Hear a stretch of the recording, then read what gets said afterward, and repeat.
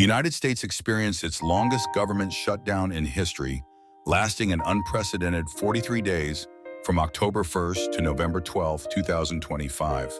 During this period, essential services were disrupted, federal workers went without pay, and ripple effects were felt across the nation, from airport delays to increased reliance on food banks. The shutdown stemmed from a fierce political standoff, with Democrats pushing for an extension of Affordable Care Act subsidies and Republicans resisting these demands. As negotiations stalled, the economic toll mounted, costing the country an estimated $11 billion. The prolonged impasse underscored deep divisions in Congress and heightened public frustration. Ultimately, a compromise was reached, but not without significant consequences for both the government and the American people. The funding bill passed by Congress brings an end to the historic 43-day government shutdown and ensures the federal government is once again fully operational. Among its key provisions, the bill restores pay and job protections for furloughed federal workers, addressing the financial strain many faced during the shutdown. It also secures funding for essential government departments, including the Agriculture Department, military construction, and Congress itself. By providing resources for these critical areas, the legislation aims to stabilize government services and prevent further disruptions.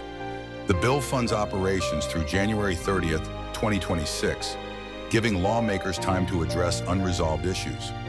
While it does not include an extension of Affordable Care Act subsidies, a major point of contention, it represents a significant step toward restoring normalcy for both federal employees and the public. At the heart of the government shutdown was a contentious debate over the future of Affordable Care Act subsidies. Democrats insisted on extending these subsidies, arguing that they are essential for keeping health insurance premiums affordable for millions of Americans. Their demands became a central sticking point in negotiations, as they warned that without the extension, premiums could double and many people might lose coverage.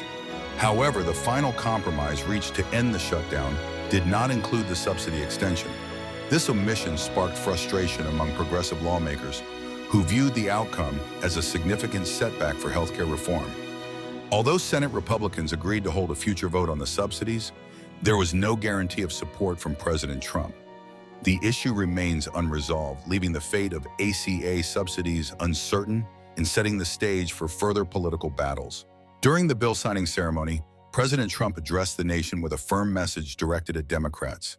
He stated that he would not yield to what he described as extortion, underscoring his commitment to standing firm during negotiations. Trump emphasized the importance of responsible governance, declaring that the government must never experience such a disruption again. He called the shutdown "no way to run a country," highlighting the widespread impacts it had on federal workers and the economy.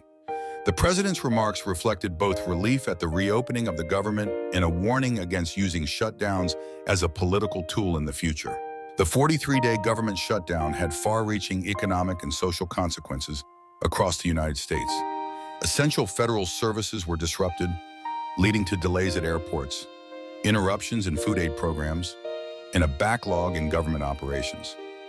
Federal workers faced significant financial strain, with many missing paychecks and turning to food banks to make ends meet. The shutdown's impact extended beyond individual hardships, as it is estimated to have cost the U.S. economy around $11 billion, much of which will never be recovered. Businesses that rely on government contracts also suffered losses, and consumer confidence was shaken. The ripple effects highlighted the vulnerability of both public services and private sectors when government operations come to a halt. As the government resumes normal operations, debates over healthcare subsidies remain at the forefront of political discourse. Democrats continue to push for the extension of Affordable Care Act subsidies, arguing that without them, millions could face higher premiums or lose coverage entirely. Progressives have expressed disappointment that the recent funding bill did not include these provisions, viewing it as a setback for healthcare reform. On the other hand, Republicans have agreed only to a future vote on the subsidies, with no guarantee of support from the administration. This unresolved issue has heightened concerns about the potential for another government shutdown if a compromise is not reached by the next funding deadline. Both parties are under pressure from their constituents, and the outcome of these negotiations will have significant implications for the nation's healthcare system and fiscal stability.